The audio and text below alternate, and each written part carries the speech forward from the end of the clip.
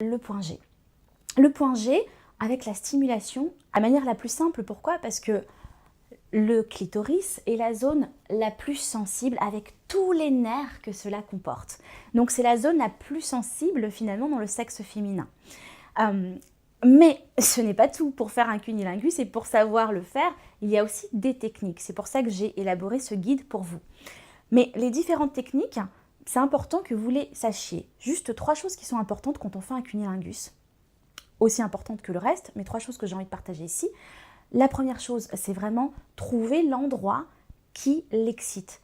N'essayez pas d'aller partout dans l'ensemble de son sexe en essayant de faire, je sais pas, de chercher l'endroit. Allez explorer doucement et quand vous sentez qu'elle est excitée à un endroit, restez sur cet endroit pour l'emmener jusqu'à la jouissance. Et ça, c'est vraiment important. La deuxième chose, c'est le point G. Le point G avec la stimulation avec les doigts. Pourquoi? Parce que comme je vous l'ai dit, avec le sexe, pour atteindre le point G, c'est un petit peu plus compliqué. Il y a des techniques aussi à avoir, des positions à avoir. Bref, là, avec 3 manières de la faire jouir sans pénétration. 3 manières de la faire jouir sans pénétration. Pourquoi c'est important et pourquoi j'avais envie de partager ça avec vous? Parce que nous les femmes, on peut mettre beaucoup de temps à jouir. Il faut le dire, c'est pas évident. On peut mettre une trentaine de minutes à venir jusqu'à l'orgasme avec la pénétration.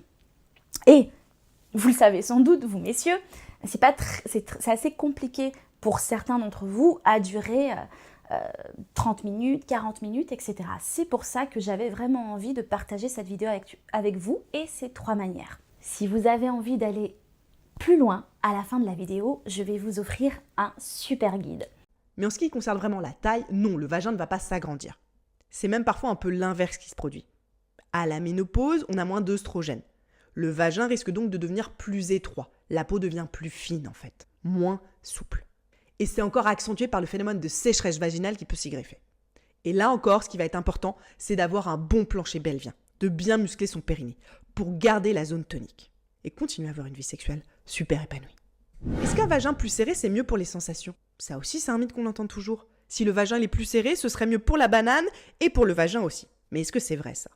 Alors pas vraiment. En fait, le plaisir sexuel qu'une femme va ressentir, il est très personnel. Et il dépend d'énormément de facteurs. Pas juste de la taille de son vagin. Ça va varier d'une personne à l'autre. Là, ce qui va être beaucoup plus important, encore une fois, c'est les muscles du plancher pelvien. Ça oui, si une femme a un périnée musclé, si elle travaille ces muscles-là, elle va augmenter sa capacité à avoir du plaisir et à ressentir. C'est ça qui compte là, beaucoup plus qu'une question de taille. Et le plaisir que va ressentir la banane alors? Eh bien là, ça va plus être une question de compatibilité de taille. Mais là, vous allez me dire, mais comment on mesure un vagin, en fait, Aurélie, tout seul? Alors les tailles que j'ai annoncées, elles ont été mesurées par IRM. Là, c'est un peu compliqué, vous n'allez pas rentrer dans une machine d'IRM juste pour avoir la taille précise de votre vagin. Et encore moins vous toucher dans la machine pour avoir la taille précise lors de l'excitation. Donc il y a 3 choses que vous pouvez faire si vous avez un vagin. La première, c'est regarder la taille de tampon ou de protection hygiénique que vous utilisez. Si vous utilisez en général des choses assez larges et que quand vous l'insérez, vous voyez qu'il y a beaucoup de place, vous pouvez supposer que votre vagin est assez grand. La deuxième chose, c'est lors d'un examen manuel. Et ça, vous pouvez le faire si vous avez un vagin ou si vous avez envie de le faire sur votre partenaire. Avec son accord, bien sûr.